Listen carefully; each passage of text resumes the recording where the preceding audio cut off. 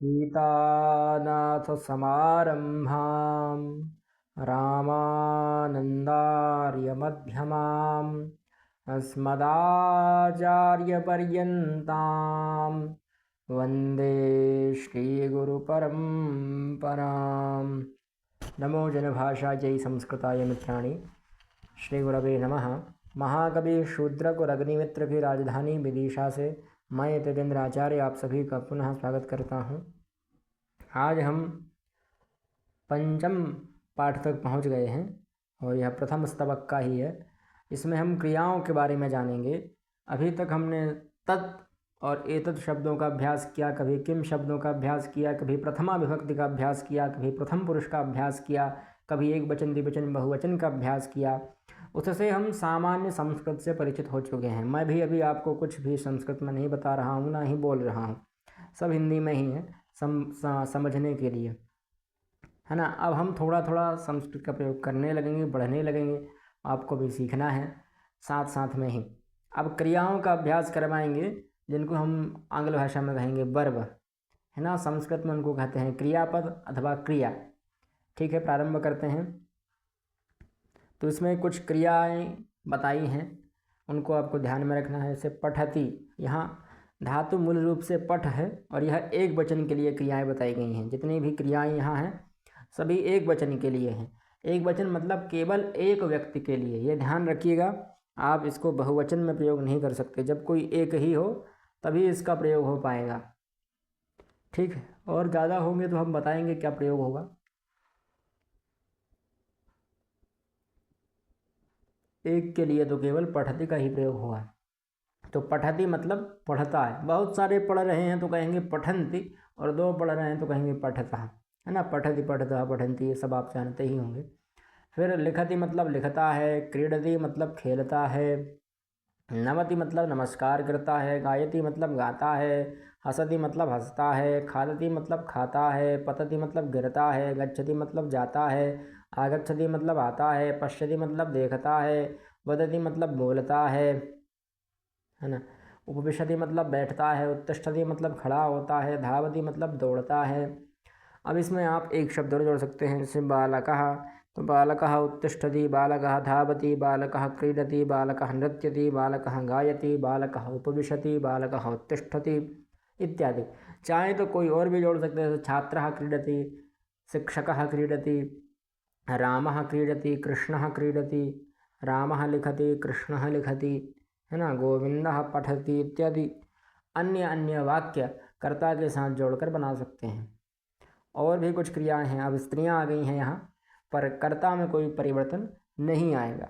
क्रियाएं जो हैं वो सब सामान्य रहती हैं, तीनों लिंगों में समान चलती हैं, इसलिए इनमें कोई डिफरेंस नहीं आता है। पठति, बालिका पठति, बालिका लिखति, बालिका क्रीडति, वही पुरानी क्रियाएं हैं।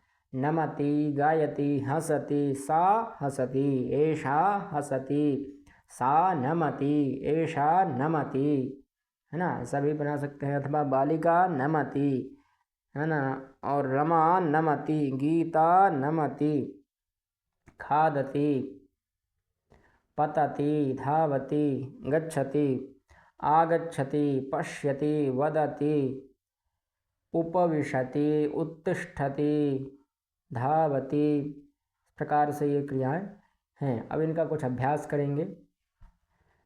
देखते जाइए यहाँ क्या कर रहा है। यहाँ उठ रहा है ना, जवाई ले रहा है। हम कहेंगे उत्तिष्ठति। ठीक है, उत्तिष्ठति। फिर यहाँ नमस्कार कर रहा है तो नमति। यहाँ कुछ साफ कर रहा है, अपने हाथ धो रहा है अथवा बर्तन कर साफ कर रहा है तो प्रक्षालयति। क्षाल जो धातु है साफ करने अर्थ में, उसमें प्रा उपसर्ग लगा दिया उन्होंने, बस इतना ही है। क्षालयति भी हो जाता तो भी कोई दिक्कत नहीं है, प्रक्षालयति भी ठीक है। और यहाँ भ्रमण कर रहा है, घूम रहा है, इसलिए कहेंगे भ्रमति। यहाँ नहा रहा है इसलिए कहेंगे स्नाति। यहाँ चढ़ रहा है इसलिए कहेंगे आरोहति, आरोहति, बस में चढ़ रहा है। यहाँ जा रहा है इसलिए हम कहेंगे गच्छति। यहाँ पी रहा है इसलिए कहेंगे पिबति। यहाँ खा रहा है इसलिए खादति। यहाँ अर्चना कर रहा है, पूजा पाठ कर रहा है, इसलिए अर्चति। देखिए एक चीज़ और धातुओं के बारे में याद रखिएगा, ये बहुत ही प्रसिद्ध नियम है कि एक धातु के कई अर्थ हो सकते हैं और कई अर्थ की एक धातु भी हो सकती है ना। एक धातु के बहुत सारे अर्थ हो सकते हैं।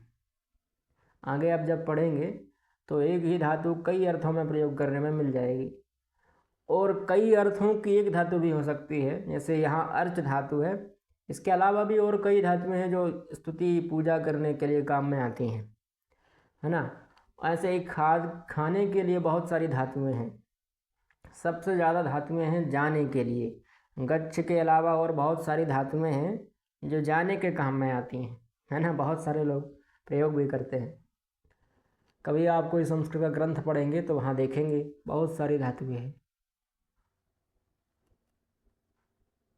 और देखिए आगे, उपविशति बैठता है, क्रीडति खेलता है, अवतरति उतरता है ना, आगच्छति आता है। यदि इसका मुख पीछे होता तो हम कहते गच्छति, और यहाँ मुख है इसलिए हम कहेंगे आगच्छति। प्रविशति प्रवेश करता है इसलिए कहेंगे प्रविशति। पश्यति यहाँ देखता है इसलिए हम कहेंगे पश्यति। फिर यहाँ पढ़ रहा है इसलिए कहेंगे पठति। किम पठति पुस्तकम पठति। वदति यहाँ बोल रहा है इसलिए कहेंगे वदति। फिर यहाँ लिख रहा है इसलिए कहेंगे लिखति। यहाँ सो रहा है इसलिए कहेंगे निद्राति। ठीक, अब ये कर्तरी क्रिया प्रयोग हम बाद में पढ़ेंगे। यहाँ पर क्रिया आप समझ गए होंगे।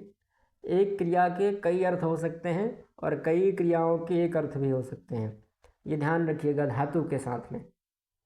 अभी हम धातु पाठ जिन लोगों ने पढ़ा हो, हमारे चैनल पर भी उपलब्ध है धातु पाठ, वहाँ से आप धातु पाठ सुन सकते हैं, समझ सकते हैं। तो एक धातु के कई अर्थ हो जाएंगे और कई अर्थों की एक धातु भी हो जाती है कभी कभी। जैसे देवु धातु है तो बेजु की ईशा इत्यादि कई अर्थों में होती है ना। ऐसे ही कई अर्थ, क्रीड धातु है। इसके अलावा भी और बहुत सारी धातुएं हैं जो खेलने के अर्थ में है ना। और खाने के अर्थ में भी भक्ष धातु है, खाद्य धातु है, अर्ध धातु है। ऐसे कई धातुएं हैं खाने में भी। गम के साथ में भी जाने के लिए भी बहुत सारी धातुएं हैं। ये ध्यान रखने वाली बातें हैं। मिलते हैं अगली वीडियो में, तब तक के लिए जयतु संस्कृतम जयतु भारतम।